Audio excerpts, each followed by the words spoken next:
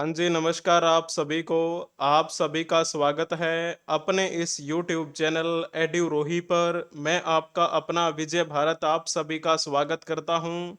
जैसे कि आपको पता है, हम डेली करंट अफेयर्स एनालिसिस किया करते हैं विद एमसीक्यूज, और इसी के साथ में हम एक सीरीज चलाया करते हैं today in history with MCQs. आज के दिन क्या-क्या महत्वपूर्ण घटनाएं घटित हुई, उनमें से कुछ महत्वपूर्ण बातें हम कवर करते हुए आपसे मल्टीपल चॉइस क्वेश्चन पूछते हैं। हमारी ये जो कक्षा है, वो डेली सुबह 6 बजे प्रीमियर लगा दी जाती है अपने इस यूट्यूब चैनल एड्यूरोही ऑफिशियल पर। आज 27 जून के दिन आप सभी का स्वागत है इस सुप्रभात सीरीज में। आपको इस कक्षा की पीडीएफ टेलीग्राम चैनल पे मिल जाएगी। आपको सर्च करना है एड्यूरोही 24। इस पीडीएफ के साथ आपको एक मल्टीपल चॉइस क्वेश्चन भी देखने को मिलेगा, उसे भी आप अटेम्प्ट करेंगे। जितनी भी क्लासेस आज तक सुप्रभात सीरीज की हुई हैं, सभी की पीडीएफ मैंने आपको टेलीग्राम चैनल पे प्रोवाइड करवा दी हैं।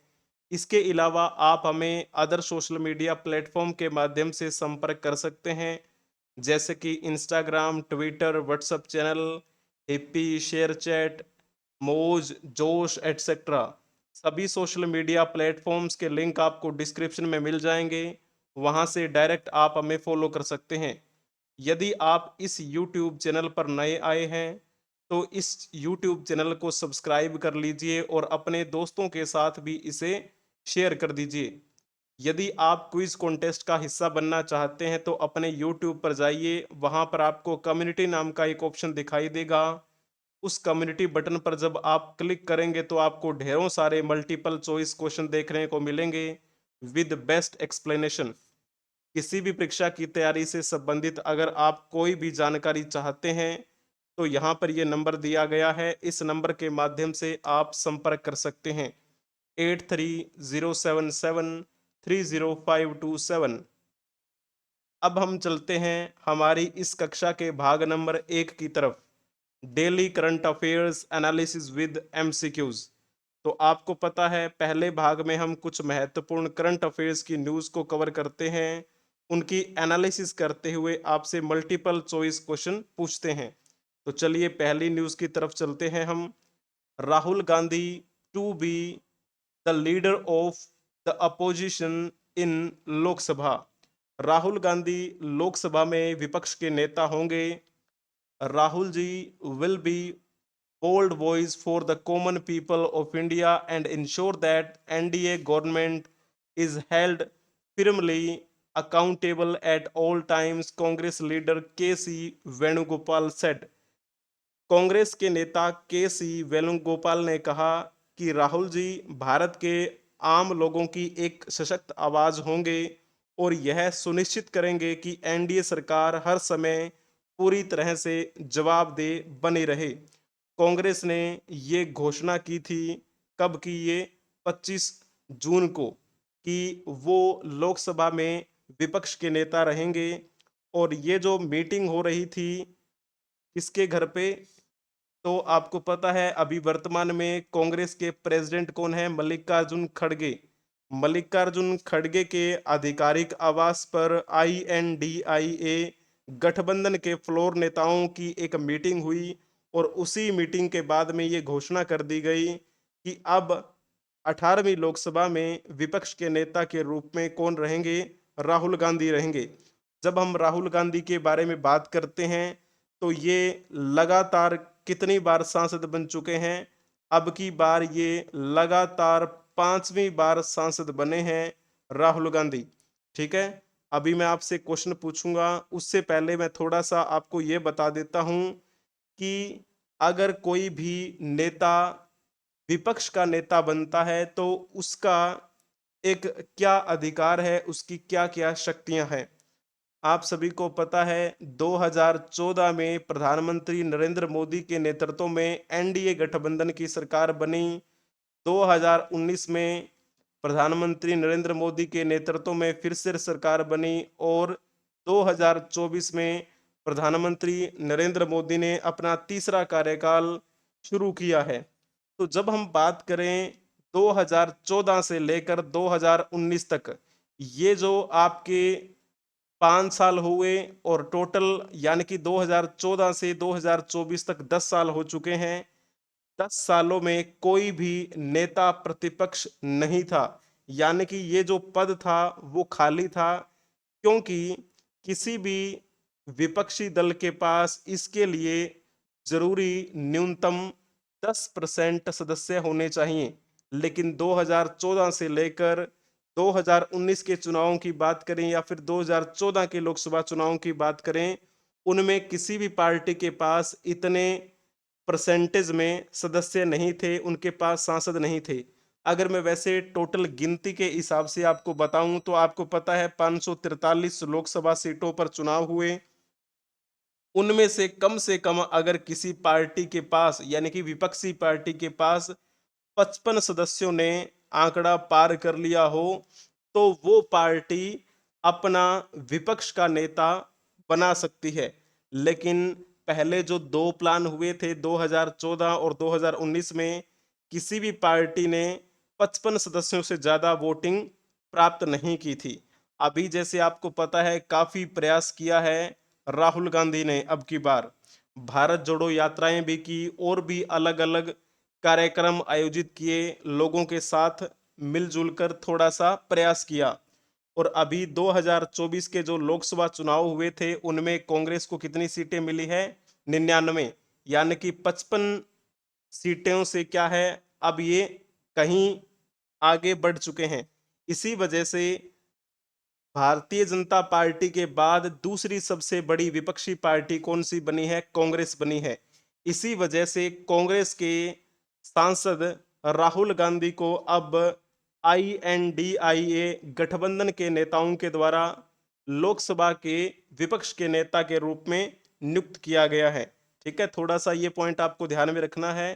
पहले चलो आप एक क्वेश्चन बता दो, उसके बाद में हम बातें करेंगे कि नेता प्रतिपक्ष बनने के बाद राहुल गांधी को कौन कौन सी शक्तियां मिल गई हैं, कौन कौन से अधिकार मिल गए हैं। तो आपको ये बताना है कि 18वीं लोकसभा के गठन के लिए जो लोकसभा चुनाव 2024 आयोजित किए गए थे, हाल ही में हुए हैं। तो इन चुनाव में राहुल गांधी ने कहां से सीट जीती थी? आपको पता है राहुल गांधी ने 2 जगहों से लोकसभा का ये चुनाव लड़ा था। कहां कहां से? एक सीट तो है केरल में और एक सीट है यूपी में। तो वायनाड सीट और रायबरेली सीट से इन्होंने इलेक्शन लड़ा। अगर आपने लिखा होगा 2 और 4, सॉरी इसमें टाइपिंग मिस्टेक है, कोई बात नहीं। अगर आपने 2 और 4 लिखा होगा तो अति उत्तम, बहुत बढ़िया। ये जो वायनाड सीट है ये कहाँ की है? ये केरल राज्य में है। और रायबरेली की बात करें तो ये यूपी में है। उन्होंने फिर ये केरल की जो सीट है उसे छोड़ दिया है। अभी ये कहाँ के सांसद हैं तो आप इनकी सीट के बारे में जानते हैं। लखनऊ की बात करें तो ये लखनऊ भी कहाँ पर है? ये भी उत्तर प्रदेश की लोकसभा सीट है। और यहाँ पर लोकसभा चुनाव 2024 में किसने जीत हासिल की थी? अभी हमारे जो रक्षा मंत्री बने हैं राजनाथ सिंह। तो राजनाथ सिंह यहाँ से सांसद हैं लखनऊ से। जब हम संबलपुर की बात करते हैं तो संबलपुर से कौन बने हैं? और संबलपुर के बारे में थोड़ा सा मैं आपको हिंट दे देता हूं, ये ओडिशा में है। ओडिशा, ओडिशा की लोकसभा सीट है और यहां पर जीत हासिल किसने की है? धर्मेंद्र प्रधान। धर्मेंद्र प्रधान जो वर्तमान में हमारे केंद्रीय शिक्षा मंत्री हैं, और ये कहां से सांसद हैं? संबलपुर लोकसभा सीट से सांसद बने हैं। तो चलो पहले मैं ये बताता हूं कि नेता प्रतिपक्ष बन तो गए हैं राहुल गांधी, इनके पास कौन कौन सी शक्तियां आ जाएंगी। प्रधानमंत्री के साथ ये चीफ इलेक्शन कमिश्नर सहित चुनाव आयोग के 2 अन्य सदस्यों की नियुक्ति का चयन करने वाले प्रमुख पैनल का हिस्सा बनेंगे। इसके अलावा Rahul Gandhi Lokpal, ED, CBI director, central vigilance commissioner, central information commissioner, NHRC प्रमुख को चुनने वाली जो समितियां होती हैं उन समितियों के भी सदस्य होंगे। प्रधानमंत्री इन समितियों के अध्यक्ष होते हैं।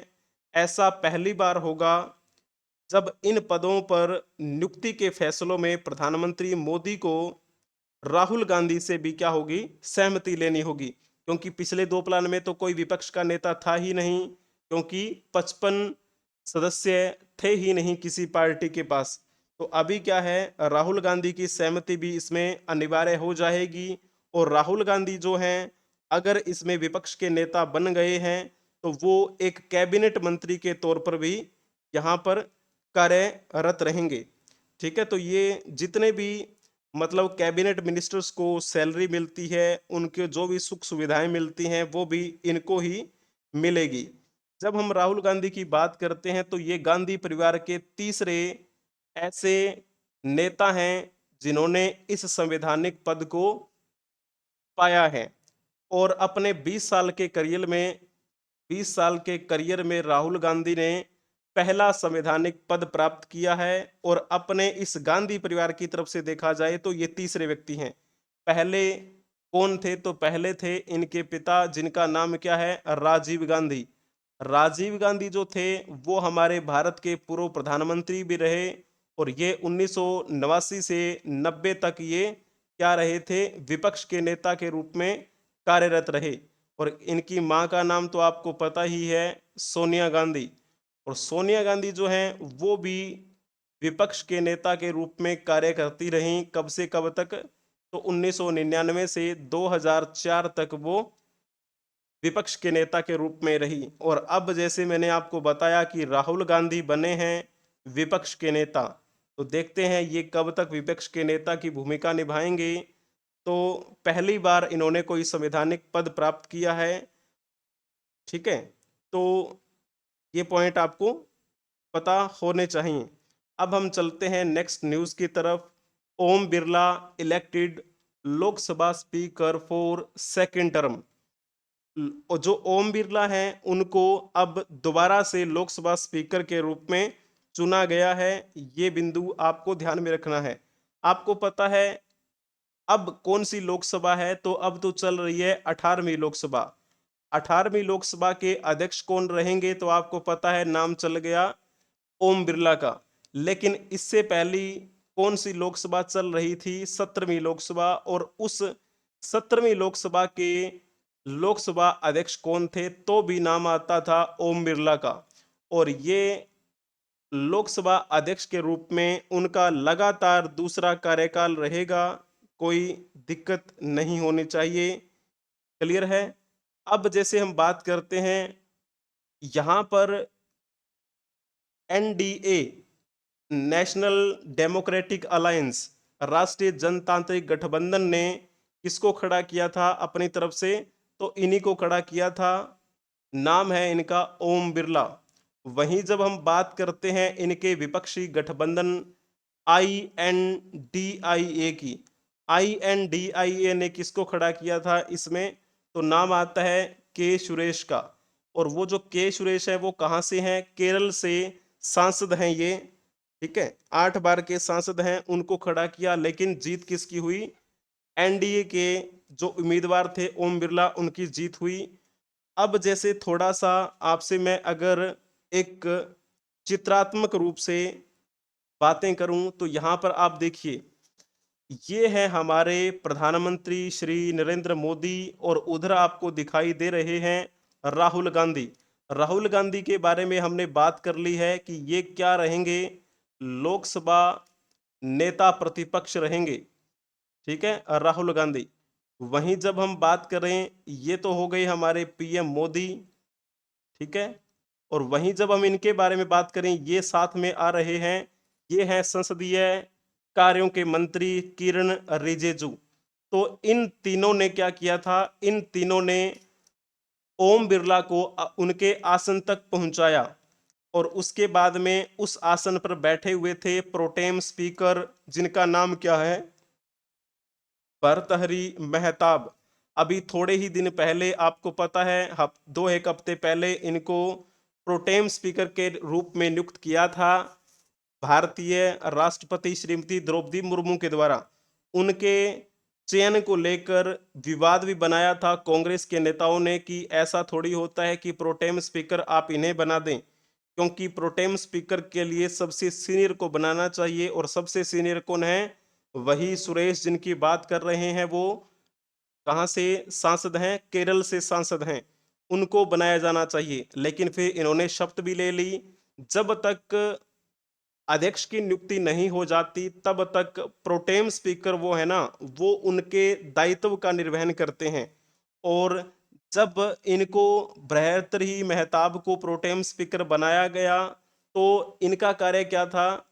जब तक ओम बिरला नहीं आ जाते उनसे पहले आपको इनके जो दायित्व हैं उनका निर्वहन करना था। और जितने भी नवनिर्वाचित सांसद थे उनका क्या करना था? उनको शपथ दिलानी थी। और फिर जब हमारे भारतीय प्रधानमंत्री श्री मोदी और श्री राहुल गांधी और श्री किरण रिजिजू इनको छोड़ने के लिए आए, तो वहां पर पहले बैठे हुए थे भर्तृहरि मेहताब।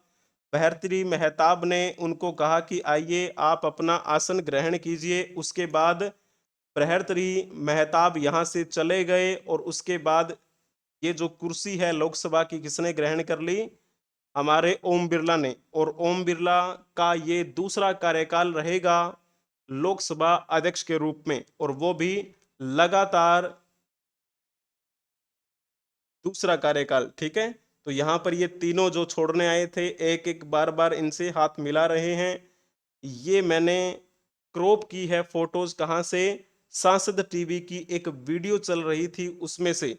ठीक है, तो अब आपको ये बताना है कि जो हमारे ओम बिरला हैं, जिनको हमने अभी लोकसभा अध्यक्ष के रूप में पढ़ा है कि ये अब लोकसभा अध्यक्ष रहेंगे 18वीं लोकसभा के।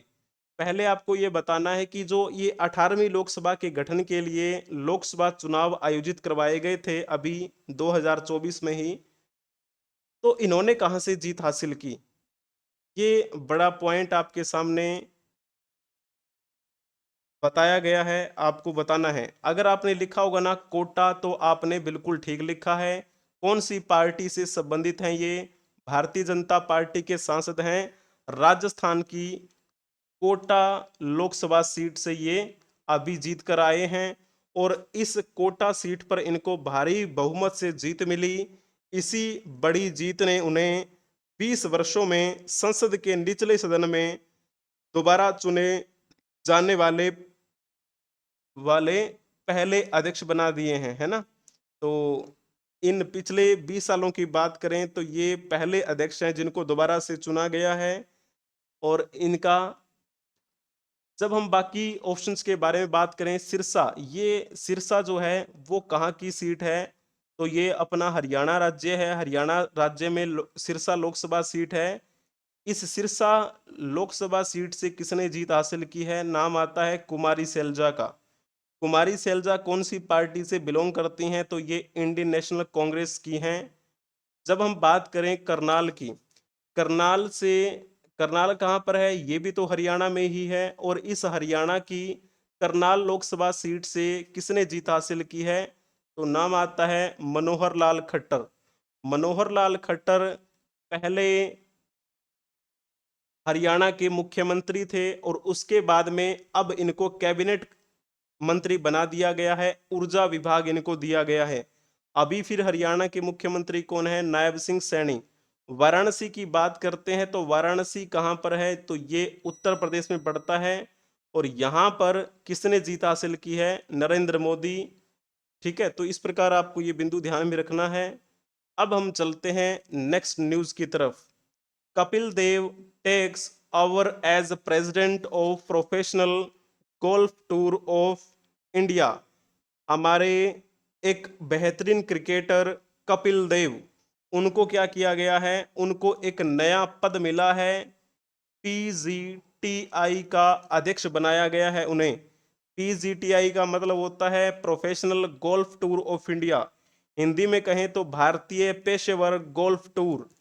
इनके नए अध्यक्ष के रूप में कपिल देव अब आपको नजर आएंगे। उनसे पहले पीजीटीआई के अध्यक्ष कौन थे? तो नाम आता है एच आर श्रीनिवासन का। तो एच आर श्रीनिवासन का टाइम पीरियड पूरा हो गया, उनका कार्यकाल समाप्त हो गया। कार्यकाल के समाप्त होने के बाद नए अध्यक्ष बने हैं कपिल देव, जो एक बेहतरीन खिलाड़ी भी रहे हैं। इन्हीं के नेतृत्व में भारतीय क्रिकेट टीम ने 1983 में वर्ल्ड कप जीता था, वनडे विश्व कप, है ना। तो इनके बारे में तो आपको पता होगा। और इनको एक अच्छे गोल्फ खिलाड़ी के रूप में भी जाना जाता है, और इसी वजह से इनको पीजीटीआई का अध्यक्ष बनाया गया है सहमति के साथ। ठीक है, पीजीटीआई। और इन्होंने इस पीजीटीआई के नए अध्यक्ष के रूप में पदभार संभालते हुए एक गोल्फ खिलाड़ी के रूप में भी बेहतरीन प्रदर्शन किया। 65 साल के कपिल पहले, अगर हम बात करें, तो वो उपाध्यक्ष के रूप में भी कार्यरत रह चुके हैं। अभी इनको सर्वसम्मति से चुना गया है।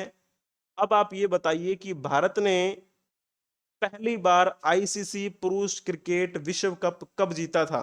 मैंने आपको इतना हिंट तो दे दिया कि 1983 में कपिल देव की कप्तानी में भारतीय क्रिकेट टीम ने विश्व कप जीता था, वनडे विश्व कप।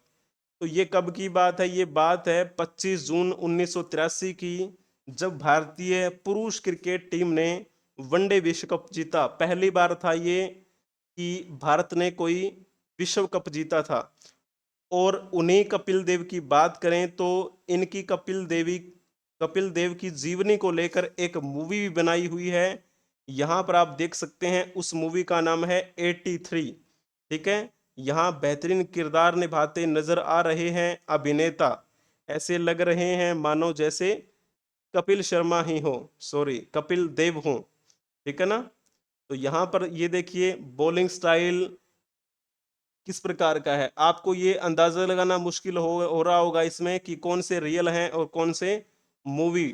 तो यहाँ पर ये देखिए, ये तो है रील, और ये है कहाँ के? ये हैं रियल वाले कपिल देव, जिनके नेतृत्व में भारतीय क्रिकेट टीम ने 1983 का विश्व कप जीता था। ये आपकी कक्षा का पहला भाग संपन्न हुआ। इसकी पीडीएफ आपको टेलीग्राम चैनल पे मिल जाएगी। एक क्वेश्चन भी आपको वहां पर डेली मिलता ही है। जितनी भी क्लासेस आज तक सुप्रभात सीरीज की हुई हैं, सभी की पीडीएफ मैंने आपको टेलीग्राम चैनल पे प्रोवाइड करवा दी है, वहां से आप डाउनलोड कर सकते हैं। अगर आपको इस कक्षा का पहला भाग पसंद आया है तो कक्षा को लाइक कर दीजिए, चैनल को शेयर कर दीजिए। अगर आपने सब्सक्राइब नहीं किया है अभी तक तो आप भी इसे सब्सक्राइब कर लीजिए। अब हम चलते हैं हमारी इस कक्षा के भाग नंबर 2 की तरफ, today in history with MCQs. 27 जून का दिन किस प्रकार से ऐतिहासिक दृष्टिकोण से महत्वपूर्ण है। तो चलिए बात करते हैं आज के दिन क्या क्या खास घटनाएं घटित हुई। तो सबसे पहले हम बात करेंगे आज जिनका जन्मदिन है, और इनका नाम शायद आपने बहुत बार सुना होगा। इनका नाम क्या है? पीटी उषा। पीटी उषा का जन्म आज ही के दिन 27 जून 1964 को हुआ था। कहाँ पर? केरल में हुआ। और आपको पता है बहुत बार इनसे संबंधित क्वेश्चन पूछा जाता है कि पीटी उषा का उपनाम क्या है। तो इनको हम किस नाम से जानते हैं? उड़न परी के नाम से जानते हैं। बहुत ही बेहतरीन एथलीट मानी जाती हैं भारत की एथलीट। भारत की एथलीट ही नहीं बल्कि ये तो पूरे एशिया की सर्वश्रेष्ठ महिला एथलीट मानी जाती हैं। अब आपको एक प्यारा सा क्वेश्चन बताना है जो मैंने आपके लिए तैयार किया है।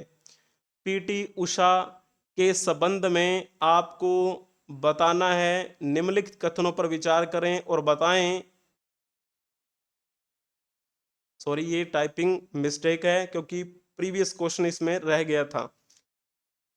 पीटी उषा का जन्म 27 जून 1964 को केरल के कोझिकोड जिले के प्योली नामक गांव में हुआ। आप कहेंगे बिल्कुल ठीक है, कोझिकोड के बारे में आपको पता होना चाहिए। इस कोझिकोड को यूनेस्को के द्वारा साहित्य का शहर घोषित किया गया है।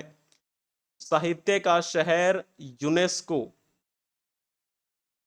कौन सा है? तो आप कहेंगे कोझिकोड। सिटी ऑफ लिटरेचर, अभी हाल ही में ऑफिशियल घोषणा करते हुए वहां के स्वशासन मंत्री ने बधाइयां दी थी और मेयर जो थे एक दूसरे को मिठाइयां खिला रहे थे। मैंने उस न्यूज को कवर भी किया था शॉर्ट्स में। शॉर्ट्स वीडियो आप देख सकते हैं, जो भी ट्रेंडिंग टॉपिक रहता है उनको हम शॉर्ट्स के माध्यम से कवर कर लेते हैं। यूनेस्को ने कोझिकोड को साहित्य का शहर क्या किया, मान लिया, उसकी घोषणा कर दी और ये भारत का पहला साहित्य का शहर है, ये आपको पता होना चाहिए। वहीं उसी धरती पर पैदा हुई थी पीटी उषा। 10वें एशियन गेम्स में पीटी उषा ने 5 पदक जीतकर भारत का नाम रोशन किया। ये बात भी बिल्कुल ठीक लिखी हुई है और इनको उड़न परी के नाम से जाना जाता है। सारे ही पॉइंट पीटी उषा के बारे में बिल्कुल ठीक लिखे हुए हैं। ऐसा कहा जाता है कि अंतर्राष्ट्रीय स्तर की बात की जाए तो इन्होंने 100+ अंतर्राष्ट्रीय पदक जीते हैं। ये कोई छोटी मोटी बात नहीं है। 100 से ज्यादा अंतर्राष्ट्रीय पदक जीतना। दक्षिणी रेलवे में एक अधिकारी के रूप में कार्यरत हैं अभी। भारतीय ट्रैक एंड फील्ड की रानी पीटी उषा का आज जन्मदिन है। हम उन्हें बहुत बहुत बधाई देते हैं। चलिए, यहाँ पर आप इनकी फोटो देख पा रहे होंगे। उड़न परी जिनको हम कहते हैं, बेहतरीन एक एथलीट रही हमारे भारत की। अब हम चलते हैं, आज इनकी जयंती है। इनका नाम क्या है? इनका नाम है अकीलन। अकीलन अकीलन के बारे में कहा जाता है कि ये एक बेहतरीन भारतीय साहित्यकार हुए हैं और इनका जन्म 27 जून 1922 को हुआ था। कहाँ पे हुआ इनका जन्म? तमिलनाडु में हुआ। और इनकी मृत्यु कब हुई? 31 जनवरी 1988 को इनकी मृत्यु हुई। कहाँ पर? तमिलनाडु में ही इनकी मृत्यु हुई। अगर आपसे ये पूछा जाए कि अकीलन निम्नलिखित में से किस भाषा के सुविख्यात साहित्यकार रहे, तो आपको कमेंट में बता देना है। अगर आप अंदाजा भी लगाएंगे तो आप बहुत बेहतरीन तरीके से इसका जवाब दे सकते हैं। अगर आपने इसमें लिखा होगा तमिल, तो आपने बिल्कुल ठीक लिखा है। तमिल भाषा के ये प्रसिद्ध साहित्यकार हुए हैं। मैंने अभी आपको क्या बताया था, इनका जन्म कहाँ पे हुआ था? तमिलनाडु में। तो एक अंदाजा भी लगाते तो आप इस क्वेश्चन को ठीक कर सकते थे। जब हम इनके द्वारा लिखी गई कुछ रचनाओं की बात करें तो इनकी रचना का नाम आता है वेंगयन मेंदन। ये इनकी रचना का नाम है। एक रचना इनकी और भी आती है, कयल विशी। और इनकी बहुत सारी रचनाएं हैं। इनको अलग अलग पुरस्कारों से सम्मानित किया गया। इनको ज्ञानपीठ पुरस्कार भी मिला। साहित्य के लिए मिलता है ना ज्ञानपीठ पुरस्कार। इनको 1975 में ये पुरस्कार दिया गया था। और साहित्य का एक श्रेष्ठ सम्मान माना जाता है जिसे हम कह देते हैं साहित्य अकादमी पुरस्कार। वो भी इनको मिला था 1963 में। इसके अलावा इनको 1968 में तमिल विकास परिषद का पुरस्कार भी मिला। और एक पुरस्कार आता है राजा अणमल्ले चेट्टियार पुरस्कार, जो इनको 1976 में मिला। तो एक बेहतरीन तमिल भाषी सुविख्यात साहित्यकार अकिलन की आज जयंती है। हम उन्हें श्रद्धांजलि अर्पित करते हैं। अब हम चलते हैं नेक्स्ट। इनका नाम क्या है? इनका नाम है आर डी प्रधान। आर डी प्रधान के बारे में कहा जाता है कि ये हमारे भारत के केंद्रीय गृह सचिव रहे थे। जब आपसे पूछा जाए कि जब ये गृह सचिव रहे उस समय यहाँ पर कौन प्रधानमंत्री थे, तो प्रधानमंत्री के बारे में आप बता दीजिए जल्दी से, कौन सा इसमें से पॉइंट ठीक रहेगा। अगर आपने लिखा होगा राजीव गांधी, तो आपने बिल्कुल ठीक लिखा है। मैंने थोड़ी देर पहले ही आपको बताया था राजीव गांधी के बारे में। राजीव गांधी विपक्ष के नेता भी रहे थे लोकसभा में। क्योंकि आज हमने कहानी की शुरुआत कैसे की थी कि राहुल गांधी को लोकसभा के विपक्ष के नेता के रूप में चुना गया है और राहुल गांधी अपने गांधी परिवार के तीसरे ऐसे व्यक्ति हैं जिन्होंने ये संवैधानिक पद ग्रहण किया है। तो गांधी परिवार के पहले व्यक्ति राजीव गांधी ही थे, जो लोकसभा में विपक्ष के नेता बने, और उसके बाद में सोनिया गांधी, जो कि राहुल गांधी की मां हैं, वो भी विपक्ष विपक्ष के नेता के रूप में कार्य करती रहीं। ठीक है। और राजीव गांधी हमारे भारत के प्रधानमंत्री भी रहे। कौन सी पार्टी के थे? तो आप कहेंगे इंडियन नेशनल कांग्रेस। मोरारजी देसाई की बारे में बात करते हैं तो मोरारजी देसाई जनता पार्टी की तरफ से बने थे प्रधानमंत्री 1977 में, और 1979 तक ये रहे, क्योंकि जनता पार्टी कई पार्टियों से मिलकर बनी थी। और जब इनकी पार्टी के बीच में थोड़ी सी क्या है अनबन हो गई, उसके बाद में ये पार्टी जो थी वो तहस नहस हो गई, क्योंकि इस पार्टी का वजूद सा ही खत्म हो गया। क्योंकि फिर आपको पता है इस पार्टी की जब सदस्यता को लेकर बातें उठने लगी, तो जो जनसंघ की तरफ से आए हुए थे, जैसे कि अटल बिहारी वाजपेयी की बात करते हैं, लाल कृष्ण आडवाणी की बात करते हैं, उन्होंने तो 6 अप्रैल 1980 को एक अलग से पार्टी बना दी थी जिसका नाम आता है बीजेपी, और इन्होंने इस्तीफा दे दिया था मोरारजी देसाई ने। और बाद में फिर चौधरी चरण सिंह लोकदल के एक नेता थे, चौधरी चरण सिंह, जिनको किसानों के मसीहा कहा जाता है, और वो फिर क्या बने थे? प्रधानमंत्री बने थे, है ना। तो ये पॉइंट आपको बातें पता ही होनी चाहिए। चौधरी चरण सिंह कभी भी सदन में नहीं बोले। ठीक है, तो ये पॉइंट आपको ध्यान में रखना है। राजीव गांधी के समय में DRD प्रधान क्या थे? केंद्रीय गृह सचिव रहे थे। राजीव गांधी की हत्या कर दी गई थी। बात है ये 21 मई 1991 को, और आपको पता है 21 मई को ही इनकी जब मृत्यु हुई, उसी दिवस को आतंकवादी निरोधी दिवस के रूप में मनाया जाता है। राजीव गांधी की हत्या 21 मई 1991 को तमिलनाडु के श्री पेरम्बदूर में की गई थी। पुस्तकों के जरिए भारतीय राजनीति की खुलती परतों के बीच पूर्व गृह सचिव RD प्रधान ने अपनी किताब के जरिए खुलासा भी किया। उन्होंने दावा किया था कि पूर्व प्रधानमंत्री राजीव गांधी के 10 जनपथ स्थित घर में श्रीलंका के आतंकी संगठन लिट्टे का एक भेदिया घुस गया था। RD प्रधान ने यह भी दावा किया कि सोनिया गांधी भी यह बात मानती थी। ठीक है, और भी बहुत बहुत सी बातें RD प्रधान ने कांग्रेस के नेताओं को लेकर कही है।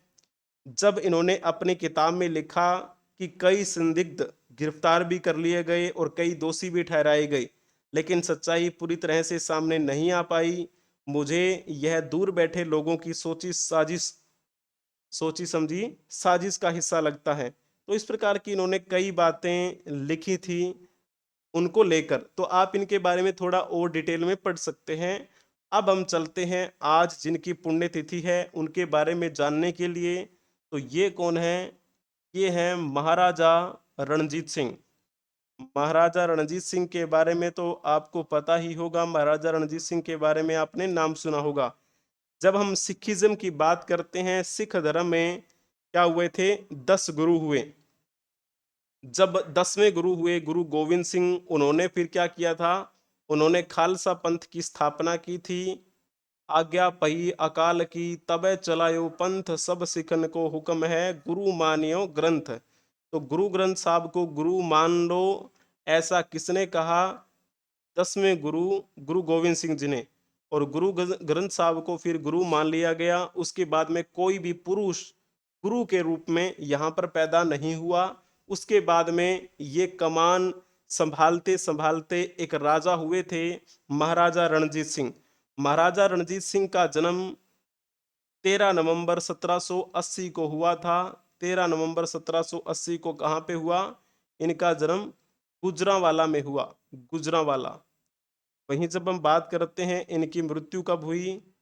27 जून 1839 की बात है, जब इनकी मृत्यु लाहौर में हो गई। और उस समय तो लाहौर हमारे ही भारत का हिस्सा था। इन्होंने कब से कब तक शासन किया? तो 1801 से लेकर 1839 तक महाराजा रणजीत सिंह ने शासन किया था। महाराजा रणजीत सिंह का प्रशासन बहुत ही महत्वपूर्ण माना जाता है। वह निरंकुश होते हुए भी खालसा के नाम पर शासन करते रहे। उनकी सरकार को सरकार खालसा के नाम से जाना जाता है। और ये किसके नाम से प्रसिद्ध हुए, तो इनको शेर ए पंजाब कहा जाता है। सिख साम्राज्य के सबसे शक्तिशाली राजा माने जाते हैं ये। और आपको पता है इन्हीं के समय में एक संधि हुई थी जिसे हम अमृतसर की संधि कह देते हैं। 25 अप्रैल 1809 को वो संधि हुई थी। अगर आपसे पूछा जाए कि वो संधि किस किस के बीच में हुई, तो आपको बताना है। अगर आपने लिखा होगा, देखो इसमें दो पॉइंट हो सकते हैं, किसके बीच में हुई, तो फिर आप कहेंगे ऑप्शन डी, क्योंकि उस समय मिंटो प्रथम का टाइम पीरियड चल रहा था। मिंटो प्रथम, ये जो मिंटो प्रथम था कब आया, 1807 में आया था और 1813 तक रहा। इसी मिंटो प्रथम के समय में 1809 में संधि हुई। और अंग्रेजों की तरफ से मध्यस्थता करने वाले कौन थे, तो नाम आता है चार्ल्स मेंटोकोफ का। ठीक है। जब ये पूछा जाए कि ये जो अमृतसर की संधि हुई थी उस समय कौन सा ब्रिटिश अधिकारी था, तो फिर आपका ऑप्शन ए ठीक हो जाता। लेकिन अभी पूछा है किसके बीच में हुई, जाहिर सी बात है जिसके साथ मध्यस्थता हुई होगी उसी का नाम हम देंगे। और जब इन्होंने ये संधि की थी उस समय इनका नाम इनकी सेना में खराब हो गया। इनकी सेना ने कहा कि अब हमारे राजा रणजीत सिंह की मृत्यु हो चुकी है। ठीक है, ये इनके लिए बेहतरीन नहीं रहा। एक ब्रिटिश इतिहासकार रहे हैं, अगर आपने नाम सुना हो व्हीलर नाम के। व्हीलर नाम के जो इतिहासकार हैं उन्होंने कहा कि अगर वह एक पीढ़ी पुराने होते तो वो पूरे हिंदुस्तान को फतेह कर लेते। महाराजा रणजीत सिंह पढ़े लिखे नहीं थे, लेकिन उन्होंने अपने राज्य में शिक्षा और कला को बहुत प्रोत्साहन दिया। और उन्होंने पंजाब में कानून एवं व्यवस्था कायम भी की और कभी भी किसी को सजाए मौत नहीं दी थी इन्होंने। ये इनका आपको बड़प्पन ध्यान में रखना चाहिए। फिर आपको पता है इनकी मृत्यु हो गई थी, मैंने अभी आपको बताया इनकी मृत्यु लाहौर में 1839 को हुई। उसके बाद में अंग्रेजों की और सिखों की आपस में लड़ाइयाँ हुई और टोटल कितनी लड़ाई हुई, दो लड़ाइयाँ हुई थी। तो आपको ये बताना है कि द्वितीय आंग्ल सिख युद्ध कब हुआ। अगर आपने इसमें लिखा होगा 1848-49, तो आपने ठीक लिखा है। समझना है आपको, पहली लड़ाई कब हुई, 1845-46 में हुई। और दूसरी लड़ाई जैसे कि ऑप्शन में दिया ही गया है 1848-49 में ये लड़ाई हुई थी। ठीक है। और पहली लड़ाई जब हुई थी, प्रथम आंग्ल सिख युद्ध जब हुआ था, उस समय कौन सा ब्रिटिश अधिकारी था यहाँ पर, तो नाम आता है लॉर्ड हार्डिंग फर्स्ट। ये सेकंड नहीं है, ये फर्स्ट है।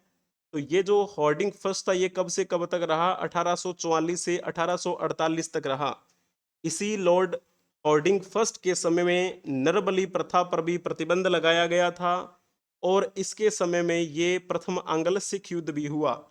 उसके बाद में होर्डिंग फर्स्ट के बाद में किसकी एंट्री होती है यहाँ पर, लॉर्ड डलहौजी की एंट्री होती है। यह डलहौजी वही है जो व्यक्तिगत का सिद्धांत लेकर आया था।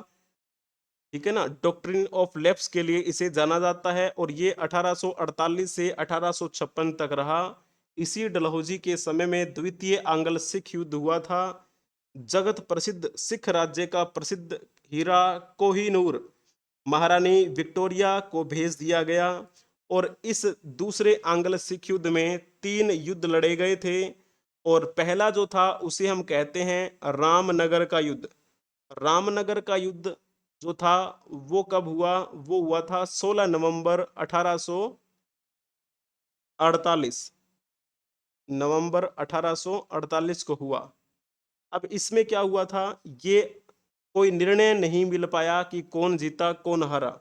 फिर बाद में एक और लड़ाई हुई जिसे नाम दे दिया जाता है चिलियावाला का युद्ध। तो ये जो चिलियावाला का युद्ध था ये हुआ था अगले साल 13 जनवरी 1849 को। इसमें भी फाइनल डिसीजन नहीं हो पाया कि कौन जीता कौन हारा। फिर बाद में एक तीसरा युद्ध हुआ था चेनाब नदी के किनारे गुजरात क्षेत्र में। और ये युद्ध कब हुआ? ये हुआ था 12 मार्च 1849 को, जिसमें सिखों की हार हो गई थी। और फिर डलहौजी ने इस सिख साम्राज्य को अपने ब्रिटिश साम्राज्य में बदलने के लिए घोषणा कर दी कि अब वो हमारा हिस्सा हो जाएगा। आपको पता है कि जब ये डलहौजी आया तो इसने हर साल किसी न किसी राज्य को अपने ब्रिटिश साम्राज्य का हिस्सा बनाया ही था। अब हम चलते हैं नेक्स्ट। इनके बारे में आपने जरूर सुना होगा, अगर नहीं भी सुना है तो अभी आपको याद दिला देंगे कि आपने जरूर सुना है। इनका नाम क्या था? इनका नाम था सैम मानेकशॉ। ठीक है, और ये किस वजह से प्रसिद्ध रहे थे? सैम बहादुर के नाम से ये प्रसिद्ध रहे। और जैसे बात करते हैं इनका जन्म कब हुआ? इनका जन्म 3 अप्रैल 1914 को हुआ था। कहां पर? अमृतसर में। अमृतसर। और ये अमृतसर कहाँ है? तो ये पंजाब का हिस्सा है। और इनकी मृत्यु 27 जून आज ही के दिन हुई थी 2008 में। कहां पर? तमिलनाडु में। अभी आपको इनके बारे में पता होना चाहिए कि ये हमारे भारत के पहले फील्ड मार्शल कहलाए जाते हैं। भारत के पहले फील्ड मार्शल। ये हमारी जो सेना होती है उसमें सबसे सर्वोच्च पद माना जाता है फील्ड मार्शल का। तो भारत के पहले फील्ड मार्शल कौन हुए? सैम मानेकशॉ। तो ये क्वेश्चन आपका वनडे एग्जाम में पूछा भी गया था। फील्ड मार्शल के पद पर पदोन्नत होने वाले पहले भारतीय सेना के अधिकारी कौन थे? सैम मानेकशॉ थे। ठीक है, और सैम मानेकशॉ की वजह से ही आपको पता है भारत ने पाकिस्तानी सेना को खदेड़ दिया था 1971 के युद्ध में। और जब बांग्लादेश का उदय हुआ था वहां के सैनिकों ने भारतीय सेना के सामने सरेंडर किया था। और पाकिस्तानी सेना जो थी क्या हुई थी? बुरी तरीके से परास्त हुई थी। भारत पाकिस्तान के युद्ध में विजय प्राप्त करने का श्रेय इन्हीं को जाता है, सैम मानेकशॉ को ही जाता है। अब जब हम इनके बारे में बात करें, इनका पूरा नाम क्या था? सैम होर्मुस जी, प्रेम जी, जमशेद जी, मानेकशॉ। ठीक है ना? आपको इनके बारे में और जानकारी हासिल करनी है तो आप ये मूवी देख लीजिए सैम बहादुर नाम की। और ये कौन है? ये है एक अभिनेता, बॉलीवुड के अभिनेता हैं विक्की कौशल। बहुत ही बेहतरीन किरदार निभाया है इन्होंने सैम मानेकशॉ का। यहाँ पर ये पहली फोटो आप देख पा रहे होंगे, ये तो हैं रियल में मानेकशॉ। और ये हैं रील के मानेकशॉ विक्की कौशल, है ना? तो ये पोस्टर है उस मूवी का, आप यहाँ पर देख पा रहे होंगे। यहाँ पर ये देखिए, ये तो हैं रियल और ये हैं रील के, है ना, मूवी के। तो विकी कौशल बिल्कुल अच्छे तरीके से किरदार निभाते हुए नजर आ रहे हैं। हालांकि ये मूवी 2023 में पब्लिश हुई थी, लेकिन मैंने ये मूवी देखी थी 2 हफ्ते पहले। बहुत ही बेहतरीन मूवी। और इनका एक डायलॉग बड़ा फेमस था सैम मानेकशॉ का कि मैं कभी हारना नहीं चाहता। जब ये लड़ाई हुई थी 1971 की भारत और पाकिस्तान के बीच, उससे पहले इनकी एक कहानी है हमारे भारतीय प्रधानमंत्री श्रीमती इंदिरा गांधी के साथ। उस समय इनका ये डायलॉग था, उस मूवी में बड़े बेहतरीन तरीके से बताया भी गया है। इनको पद्म भूषण से भी सम्मानित किया गया और इनको पद्म विभूषण से भी सम्मानित किया गया। सैम मानेकशॉ भारत के पहले फील्ड मार्शल। अपने 40 साल के जीवन में उन्होंने दूसरे विश्व युद्ध के अलावा चीन और पाकिस्तान के साथ हुए तीनों युद्धों में भाग लिया। और इनके जो दोस्त थे वो इनको सैम बहादुर के नाम से बुलाया जा करते थे। और जिनको ये अच्छे से प्रेम करते थे उन सभी को ये स्वीट हार्ट कहकर बुलाया करते थे, स्वीट हार्ट। और उस मूवी में दिखाया गया है कि ये इंदिरा गांधी को भी स्वीट हार्ट कहते हुए दिखाई दे रहे हैं। तो ये इनका स्वभाव था, बहुत ही बेहतरीन। ये हमारे एक अधिकारी हुए हैं सेना के। अगर आपसे ये पूछा जाए कि निम्नलिखित में से कौन स्वतंत्र भारत की भारतीय सेना के पहले भारतीय कमांडर इन चीफ रहे, तो आपको कौन सा ऑप्शन इसमें से टिक करना है, आप जल्दी से बताने का प्रयास करेंगे। कौन सा इसमें ऑप्शन ठीक रहेगा? अगर आपने लिखा होगा ना इसमें करियप्पा, तो आपने ये बात बिल्कुल ठीक लिखी हुई है। तो चलिए, बहुत ही बढ़िया, अति उत्तम। अगर आपने ये ऑप्शन टिक किया है, ये आपका कक्षा का दूसरा भाग भी संपन्न हुआ। इसकी पीडीएफ आपको टेलीग्राम चैनल पे मिल जाएगी, एक क्वेश्चन भी आपको वहां पर देखने को मिलेगा। जितनी भी क्लासेस आज तक इस यूट्यूब चैनल पे इस सुप्रभात सीरीज की हुई हैं, सभी की पीडीएफ मैंने आपको टेलीग्राम चैनल पे प्रोवाइड करवा दी हैं। इसके अलावा आप हमें अदर सोशल मीडिया प्लेटफॉर्म के माध्यम से संपर्क कर सकते हैं। सभी सोशल मीडिया प्लेटफॉर्म्स का लिंक आपको डिस्क्रिप्शन में मिल जाएगा, वहां से आप हमें डायरेक्ट फॉलो कर सकते हैं। यदि आप इस यूट्यूब चैनल पर नए आए हैं तो इस चैनल को सब्सक्राइब कर लीजिए और अपने दोस्तों को भी इसे शेयर कर दीजिए। जब आप यूट्यूब चैनल पर जाएंगे तो वहां पर आपको कम्युनिटी नाम का एक ऑप्शन दिखाई देगा। उस कम्युनिटी बटन पर जब आप क्लिक करेंगे तो आपको ढेरों सारे मल्टीपल चॉइस क्वेश्चन देखने को मिलेंगे। किसी भी परीक्षा की तैयारी से संबंधित अगर आप जानकारी चाहते हैं तो नंबर दिया गया है, संपर्क कर लीजिए। अगर आपको ये कक्षा पसंद आई है तो कक्षा लाइक कर दीजिए, अपने दोस्तों के साथ इसे शेयर कर दीजिए। चैनल को अगर आपने सब्सक्राइब नहीं किया है तो आप इसे सब्सक्राइब भी कर लीजिए। आप सभी का धन्यवाद बने रहने के लिए। Thank you for watching, like share and subscribe. Thank you so much. Edu Rohit 24।